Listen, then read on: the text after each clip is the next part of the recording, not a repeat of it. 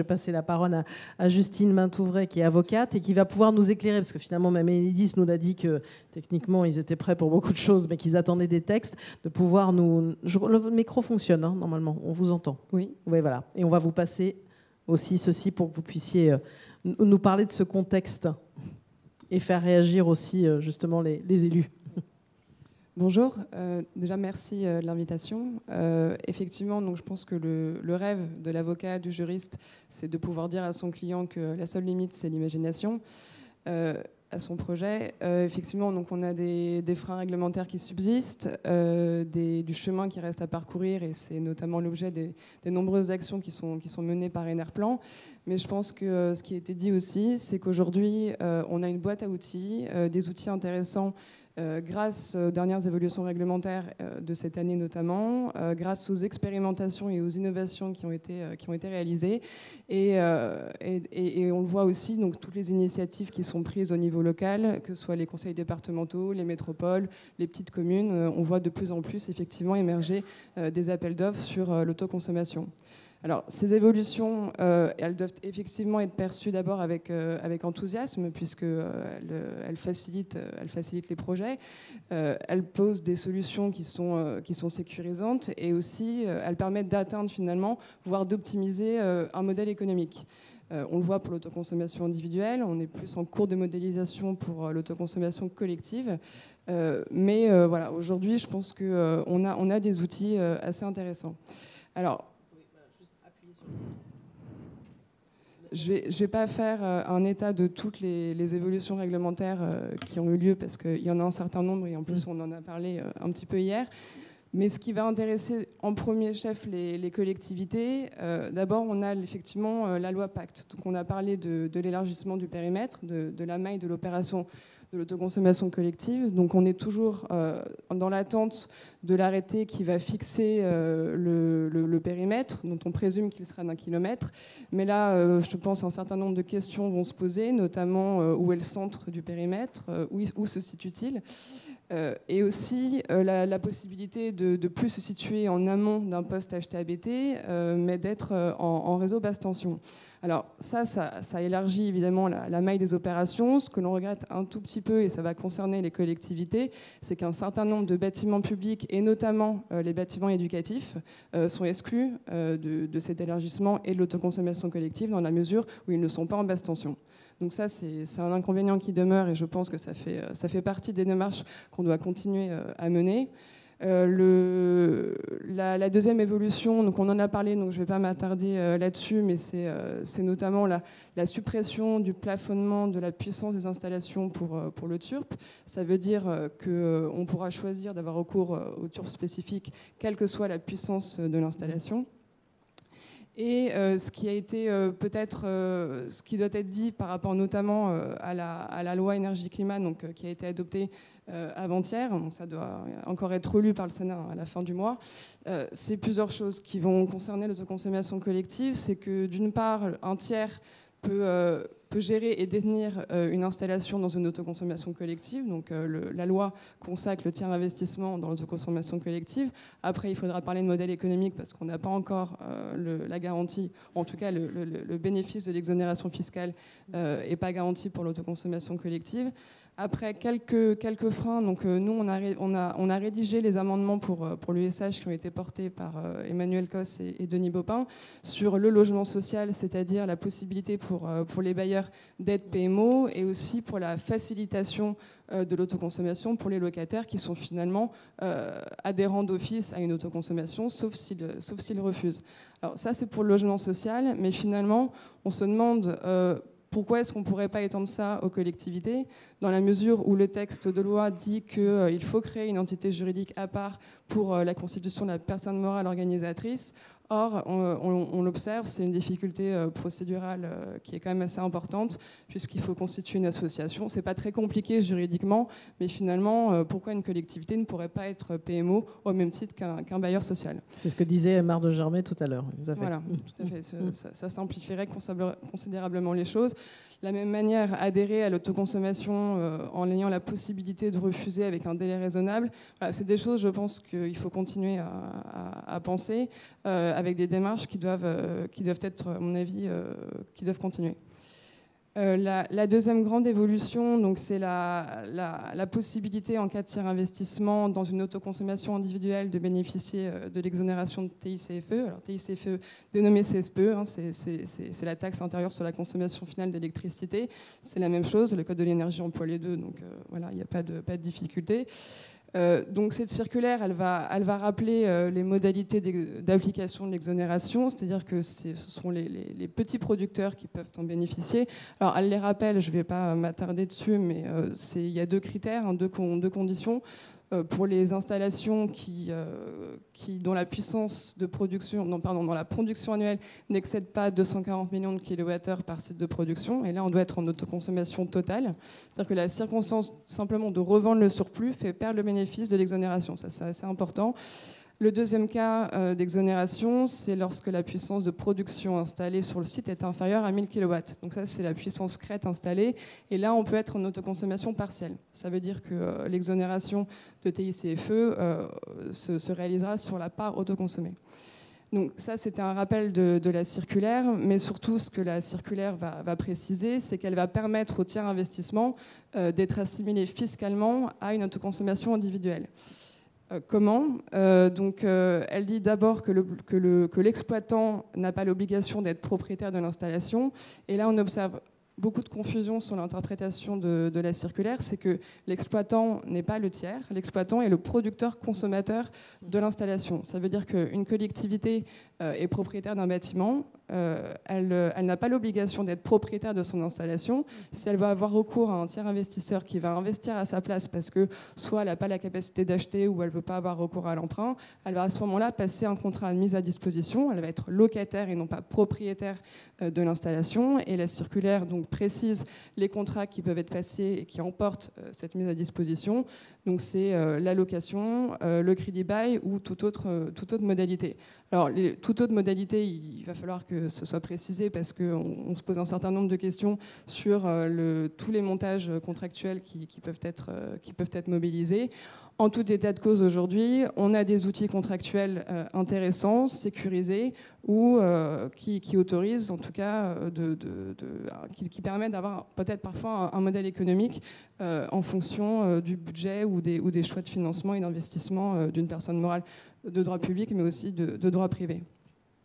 Alors, l'idée, c'était que je puisse aussi parler un petit peu de comment ça marche, les montages contractuels. Alors, la conclusion, donc la location, c'est pas très compliqué à mettre en place.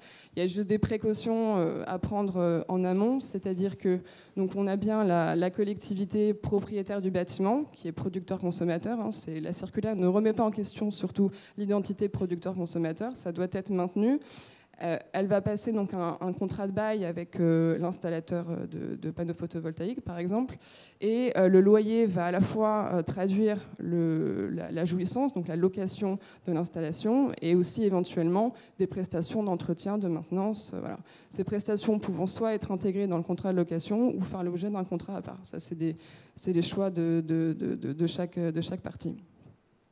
La précaution à prendre aussi, c'est qu'on est bien d'accord que ça ne doit pas être un contrat de vente d'énergie, donc il ne doit pas y avoir mention d'une puissance d'énergie donnée, mais l'installateur s'engage à fournir une installation d'une puissance donnée. Donc il ne faut pas qu'il y ait d'équivalent de fourniture en kilowattheure, parce que si ça s'assimile à un contrat de vente d'énergie, à ce moment-là, c'est une rétrocession illégale d'énergie, et il faut payer évidemment les taxes afférentes. Le contrat de crédit bail, donc, qui est plus compliqué à mettre en place, qui n'est pas l'option la plus choisie, si c'est compliqué. Voilà, un peu plus compliqué parce qu'on a une tierce personne, donc c'est le crédit bailleur en réalité. On a trois intervenants. On a un organisme de financement, un installateur de panneaux et le propriétaire du bâtiment. Donc je suis une collectivité, je vais choisir mes panneaux, je vais choisir mon installateur et je vais donc lui demander de passer un contrat de vente de l'installation avec un organisme de financement qui va acheter l'installation puis qui va la louer au propriétaire du bâtiment. donc une collectivité ou une personne morale de droit privé. Donc là, on aura 2 contrats, et l'installateur n'étant pas producteur, il n'y a pas de difficulté par rapport à l'application de la circulaire, et le crédit preneur, donc le propriétaire du bâtiment, est bien considéré comme le producteur et le consommateur de l'installation, et avec un contrat de location, donc ici synonyme de mise à disposition. Donc l'exonération, pareil, de TICFE est garantie. Pour l'application concrète, donc c'est ça, on a bien les 2 contrats. Un contrat de vente entre l'établissement financier et l'installateur, et un contrat de crédit-bail entre le propriétaire du bâtiment et l'établissement financier. Voilà. Donc ça, évidemment, juste pour reparler on va dire des règles de droit public, on est bien d'accord que ce sont des montages contractuels qui sont c'est des contrats de droit privé, donc qui peuvent être mis en place sur le domaine privé avec une mesure de publicité préalable. On en a parlé concernant le domaine public, c'est des montages un petit peu différents puisqu'il faut mettre en place une AOT, des marchés publics, et après, bien entendu, soit la collectivité désire investir directement dans une installation, et à ce moment-là, c'est effectivement l'appel d'offres, le marché public, soit elle ne veut pas investir directement, et à ce moment-là, en fonction de la domanialité publique ou privée de l'emprise foncière, elle aura soit recours au marché public ou éventuellement à des marchés de partenariat qui sont des contrats de performance énergétique et qui peuvent intégrer notamment des actions d'efficacité énergétique. Donc ce qu'on observe, c'est qu'aujourd'hui, on a des contrats peut-être qui transcendent on va dire le débat public-privé, avec des nouveaux modes de collaboration finalement entre le public et le privé. On le voit avec le tiers investissement, on le voit avec effectivement les sociétés de projet de création de SAS, de SA, avec les collectivités qui peuvent être actionnaires de ces sociétés, des sociétés de co-investissement. Donc voilà, on a plein d'outils, et il n'y a plus qu'à, avec effectivement les freins réglementaires qu'on a soulevés. Mais c'était important de revenir. Allez-y, je vous en prie. Merci. Jean-Yves Collat de Studineuve. Maître Touvray, vous avez dit que concernant le projet de décret sur le rayon de 1 km, ça pouvait exclure certains bâtiments publics. Est-ce que vous pourriez préciser, s'il vous plaît ? En fait, il y a un certain nombre de bâtiments publics qui ne sont pas en réseau basse tension. Et la loi Pacte, qui est d'ailleurs confirmée par la loi énergie-climat, cantonne en réalité l'opération d'autoconsommation collective au réseau basse tension. Donc, dans la mesure où un certain nombre de bâtiments, et notamment les bâtiments éducatifs, les bâtiments scolaires, ne sont pas en basse tension, ça va être compliqué de les intégrer dans une opération d'autoconsommation collective. Est-ce qu'il y a une autre question ? Il y a une main qui se lève, je vous en prie. Oui, Maître Bentouvenet, également sur le contexte des modalités de contractualisation et donc les flux financiers. Vous indiquiez qu'il y avait toute autre modalité possible, à l'exception de tout index qui pourrait être basé sur le kilowattheure, si je comprends bien. Oui, parce que c'est toujours la difficulté qu'on a entre ce qu'il est possible de faire et ce qu'il est possible de faire avec un modèle économique. C'est-à-dire que vendre de l'énergie, c'est possible. Vous pouvez passer des contrats de vente directs d'énergie. Une collectivité peut être productrice d'énergie et revendre l'électricité. Par contre, si vous voulez effectivement bénéficier d'exonération fiscale, vous devez ça ne doit passer que par une mise à disposition d'une installation d'un tiers vers un producteur-consommateur. Merci. Richard Loyen. Oui, c'est une question sur la problématique de discrimination entre consommateurs, finalement, qu'a introduit la loi, au regard du droit européen et du paquet énergie-climat. Est-ce que finalement, en France, on a le droit de discriminer quelqu'un en fonction de son niveau de soutirage, basse tension ou pas basse tension, pour accéder à l'autoconsommation collective? Parce que c'est un choix qu'a fait le législateur français.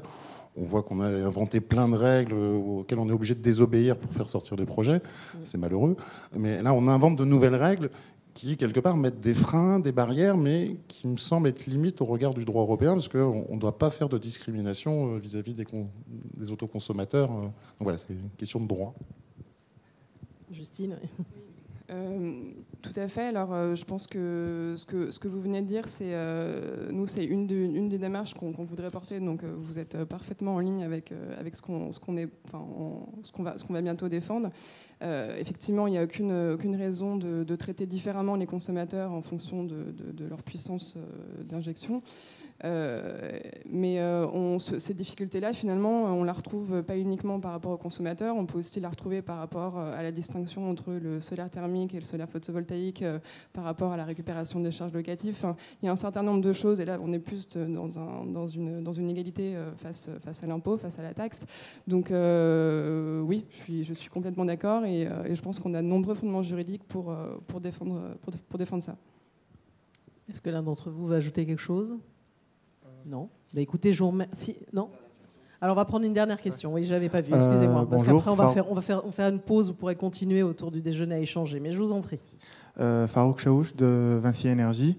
Je voudrais revenir sur le projet de Malonnet. En fait, les projets d'autoconso collective, ils étaient lourds financièrement. Et le projet de Malonnet, il a été fait pour faire des économies financières. L'implication de la région dans le financement du projet, il était comment en fait? Parce qu'aujourd'hui, on fait face à des maires qui disent les projets ils sont trop lourds, on ne veut pas faire de ce genre de projet. Surtout la partie juridique, le montage juridique de ces projets, il est assez lourd. Donc,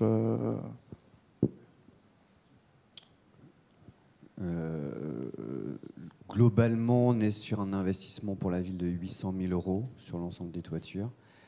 On est sur un taux de financement extérieur d'un peu plus de 60%, 0 € de la région Normandie,